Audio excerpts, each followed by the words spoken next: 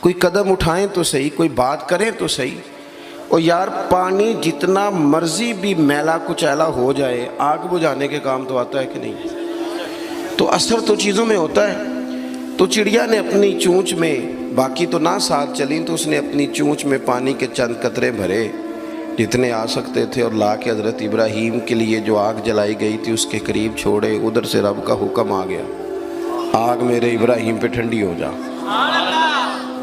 تو وہ چڑیا، وہ آگ ٹھنڈی ہو گئی، خدا کے حکم سے سلامتی والی ہو گئی۔ تو جا کے باقی چڑیوں سے کہنے لگی، دیکھا نا تمہیں کہتی تھی نا چلو، وہ قطرہ تو ایک ہی تھا پر حکم تو رب کا ہی آنا تھا نا، تمہیں کہا تھا نا چلو، اگر تم میرے ساتھ چلتی تو ہو سکتا ہے سیلاب بھی آ جاتا اور حضرت ابراہیم کے سارے دشمنوں کو بہا کے بھی لے جاتا۔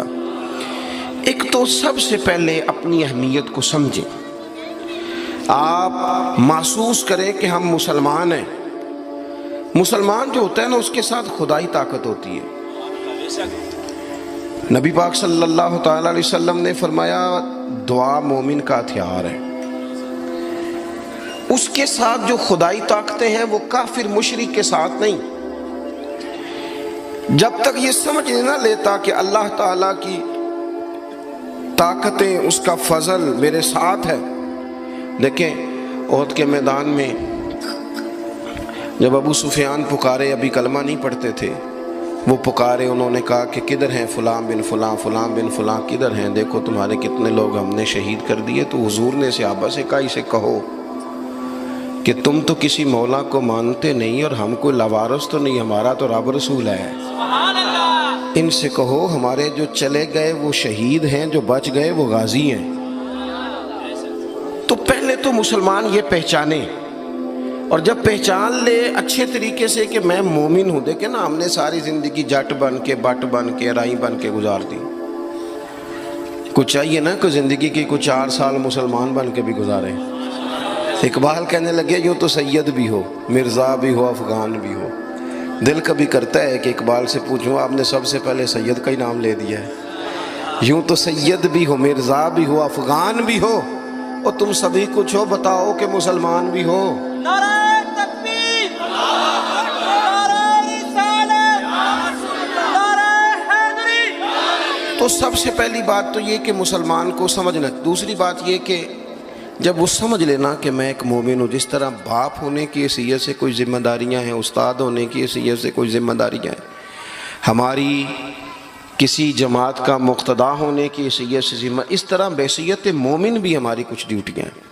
اللہ تعالیٰ نے قرآن مجید میں فرمایا والعصر، محبوب آپ کے زمانہ پاک کی قسم ہو، ان الانسان لفی خسر، بے شک انسان نقصان میں، خسارے میں، سب انسان نقصان میں، الا الذین، سوائے ان لوگوں کے، آمنوا وعملوا الصالحات، جو ایمان لائے اور پھر نیک اعمال بھی کیے۔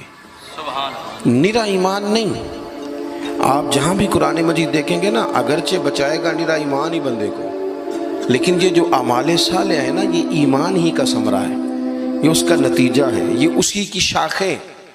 بندہ مسلمان ہو تو اس کے کام بھی تو مسلمانوں والے ہو نا، مومن ہو تو اس کا رویہ بھی مومنوں والا ہو۔ ایسا تو نہیں ہے نا کہ آپ زبردستی منوائیں گے اور کوئی کام نہ کرے وہ مومنوں والا، لیکن وہ کہے کہ میں تمہیں منوا کے چھوڑوں گا۔ فرمایا ایک تو ایمان لائے، اور مضبوط ایمان، تگڑا ایمان، اور پھر وہ اعمال صالحہ کرے، اس کے کردار سے، گفتار سے، اٹھنے سے، بولنے سے، بات کرنے سے، لین دین کرنے سے، معاملات کرنے سے، تجارت کرنے سے، اسلام چھلکے، اس کا لب و لہجہ مسلمان ہو۔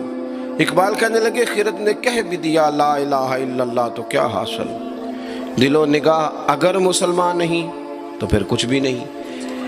یعنی اس کے اعمال بھی ہوں اسی طرح کے، اس کا رویہ بھی ہو مسلمانوں جیسا۔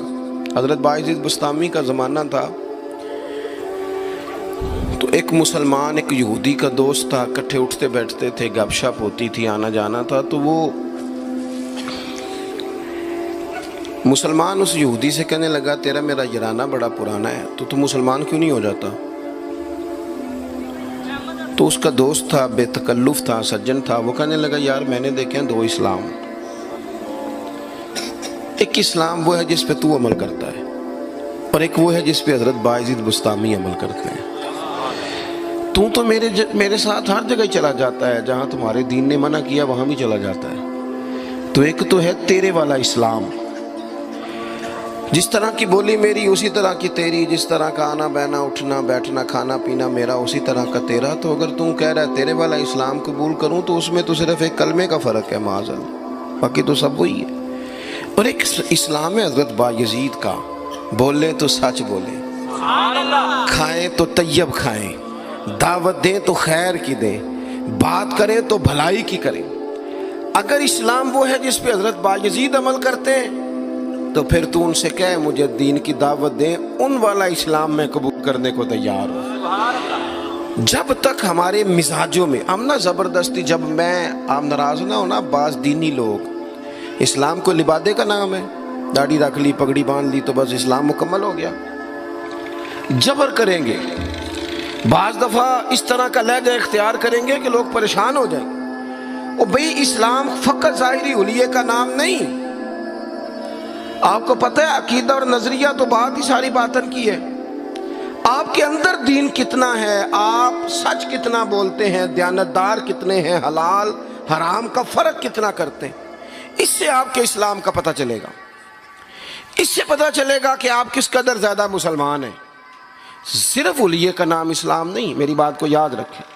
تو اللہ فرماتے ہیں کہ ایمان لاؤ، پھر ایمانداروں جیسے کام بھی کرو، اور پھر یہ نہیں کہ جس طرح کی ہوا ہو تم بھی ادھر کے ہو جاؤ۔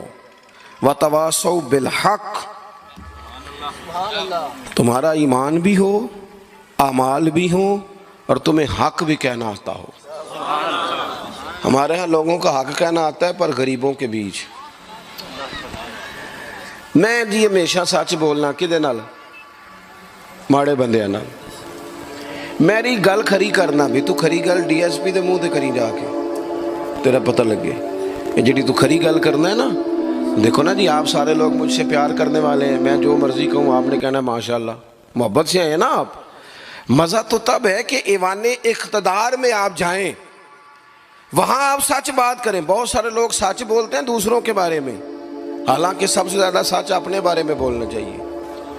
لوگوں کے عیب چھپانے کا حکم ہے، وہ دنیا بیان کرتی ہے، اور اپنے لیے استغفار کا معاملہ ہے، وہاں لوگ دعویٰ نیکی کر جاتے ہیں۔ حق بات کی جائے، حق۔ اور یہ بات یاد رکھ لیں، جب آپ حق کے دائی ہیں پھر آپ کہیں میں سکون تلاش کروں، رات کو آرام سے سوؤں، دن کو موج سے کھاؤں، یہ ہو نہیں سکتا۔ حق کا رستہ بہرحال اس میں سپیڈ بریکر بھی آتے ہیں، اس میں کانٹے بھی آتے ہیں، اس میں تکلیفیں بھی۔ حضرت جنید بغدادی نے ایک بندے کا جنازہ پڑھا تو لوگ کہنے لگے جی سارے ہی انہوں چنگا آن دے رہے، بندہ ہی کمال تھا، کسی کو شکوہ ہی نہیں، سب ہی اچھا کہتے ہیں۔